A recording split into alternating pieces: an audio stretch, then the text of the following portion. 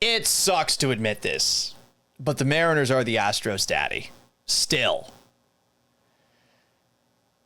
Do you know what the Astros record is against the Seattle Mariners after losing 2 of 3 at Daikin Park to Seattle over the weekend? They are 2-9 against Seattle on the year.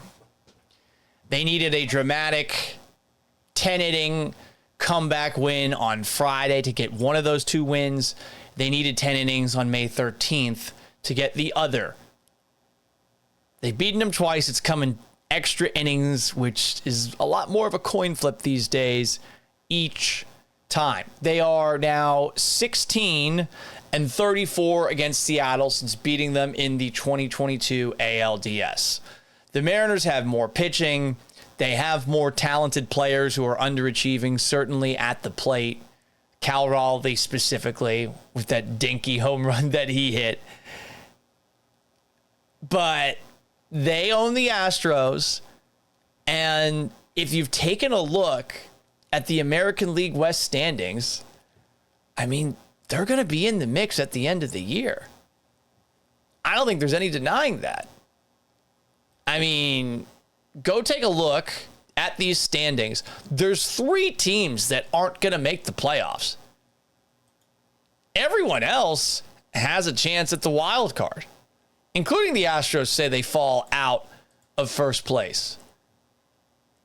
Take a look at this one. Here's the wild card standings.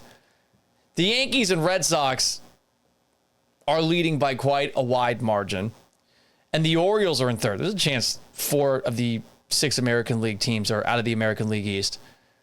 You also have the Blue Jays a game out. You have the Rangers half a game out of the 3 wild card spots. The Tigers a game out. The Twins a game and a half out. The Guardians a game and a half out. The Mariners 2.5 games out before you've got the Royals, A's, and Angels rounding out the American League.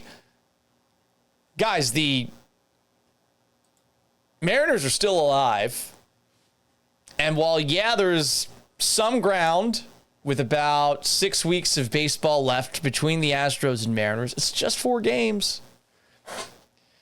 Seattle, in the past, has gotten hot right about now. Their best year ever, at least in the eyes of their fans, 1995. They had an improbable run towards the end of the year with Ken Griffey Jr. that led to the team staying in town. They were looking into moving because to that point, they had been by far the worst team in baseball's history. I am not sleeping on them. Had the Astros swept the Mariners over the weekend, maybe I would be. I'd still wonder, man, like, how are they underachieving? Is this really going to keep on happening the way that it is with all the pitching that they have and with all the bats that they have? Is it really just Randy Arozarena? Like, where the hell is everybody else? But Julio Rodriguez seems to be heating up, and I just can't buy that Cal Raleigh's going to be like this all year. But anyway, enough about the Mariners. They own the Astros. It is what it is. I thought the spell was broken on Friday night. Friday night was a hell of a game. It was a lot of fun. 2 of my Seattle buddies and I were talking shit to one another during that game. And there was a moment where we got on FaceTime with one another, but since I was ahead on TV, oh, check that. They were ahead on TV, and I was watching on a streaming app, Fubo TV. So they were revealing things that were happening before I got to see them. So they turned the phone around, and I was watching it on the TV, the big TV at the bar that they were at.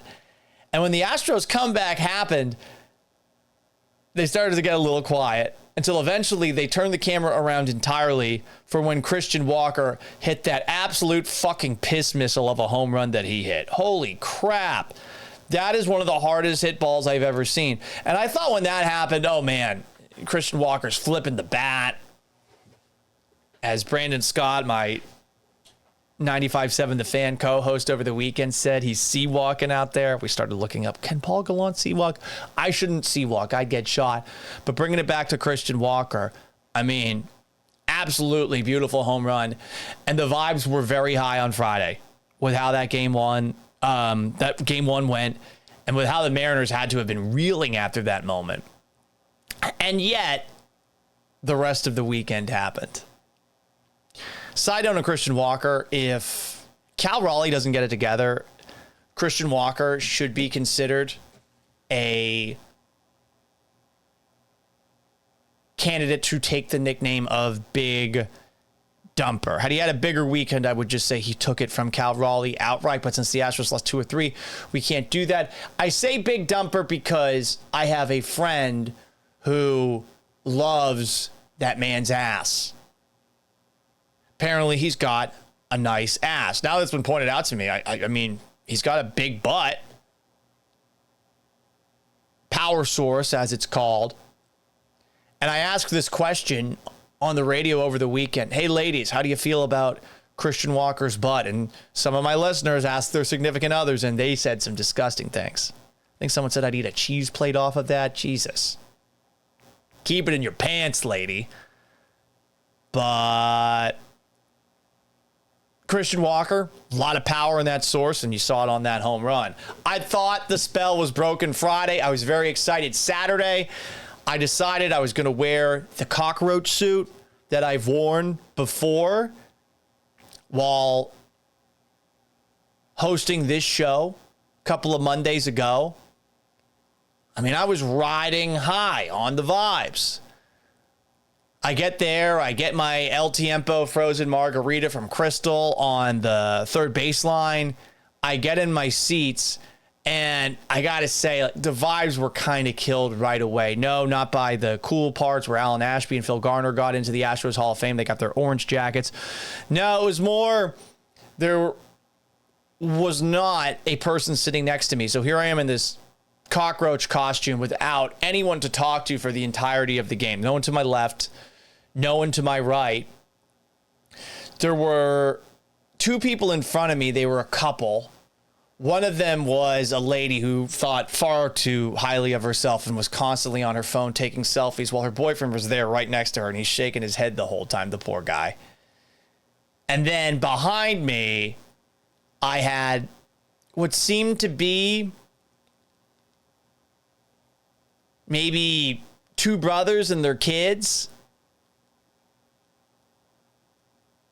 I want to say the fathers were in their late 40s. Their kids, maybe 6, 7, 8, 9 years old. I did it. I know. I did it. And they were so loud. They shrieked so much. So when you throw that on top of a brutal Saturday experience where the Astros had defensive mistakes, base running mistakes, Taylor Trammell, what an awful weekend by him. And on top of that, Hayden Wesneski and Ronel Blanco looked bad. And then you got these 2 kids behind you screaming the whole time. And it's shrill, shrieking, screaming. It was awful. So on the way home from the game, got out of Dyken Park, I want to say at about like 9:05, 9:06. So what I did was I went to the nearest emergency room and I got myself a vasectomy. You might not see it right now, but I am sitting on a bag of ice. Yeah, that's right. Those kids were the most extreme version of birth control I've ever experienced.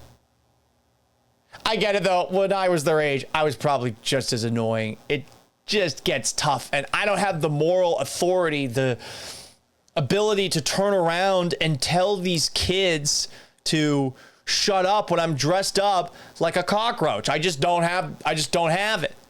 They're not going to take me seriously. And I think they might have known that I was there creating content, and that might have been why they were shrieking the way that they did. I'll give them this. They're committed, but it's the club level. A little modicum of decorum in our wine and cheese eating little crowd. Anyway, coming out of the weekend, lots of questions about the lame ducks. I don't think it was the end of the world yesterday. Joe Espada pinch running Cam Smith for Yordan Alvarez after he singled to get on in the 8th because Yordan never came up again. But why wasn't Cam Smith playing to begin with? Why are we still doing the Lamont Wade Jr. thing? Why are there so many games that Smith doesn't play? I get that situationally Joe Espada might look at Smith and think that he's better suited for specific pitchers, but I'm of the belief that the way Smith is hitting, let him ride. Isn't he too young to look at him from the perspective of, oh, well, he can't go up against this specific type of pitcher? Don't you want him to learn how to go up against those pitchers? The only way you can is if you let him go out there. So I don't know why Cam Smith wasn't playing earlier in yesterday's game. I hope that he's not on the verge of cooling down. I've seen entirely too much Taylor Trammell, who ended up pinch hitting and striking out yesterday.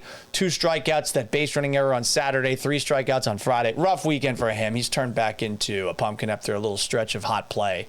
But I see why people get frustrated with Joe Espada because of something like that. I get it. I get it in that moment right there.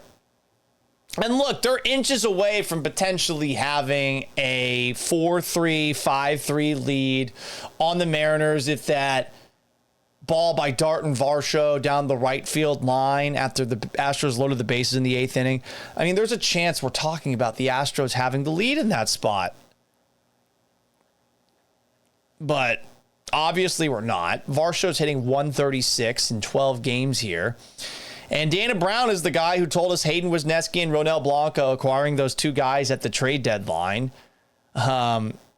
He's calling them essentially trade deadline acquisitions, even though they were coming back from injuries. Jesus, I think I've been brainwashed into just saying, yeah, they are like trade deadline acquisitions, guys who are injured who come back at or after the trade deadline. This was a rough series. Losing 2 or 3 to the Mariners to keep them alive. Realizing the Mariners are your daddy. The big questions you have about your rotation with Hayden Wisniewski coming back to earth and Ronel Blanco getting sent down, option to the minors. Like now you're looking to bring up, what's his name? Ethan Pecco. And I think he's going to start either Wednesday or tomorrow.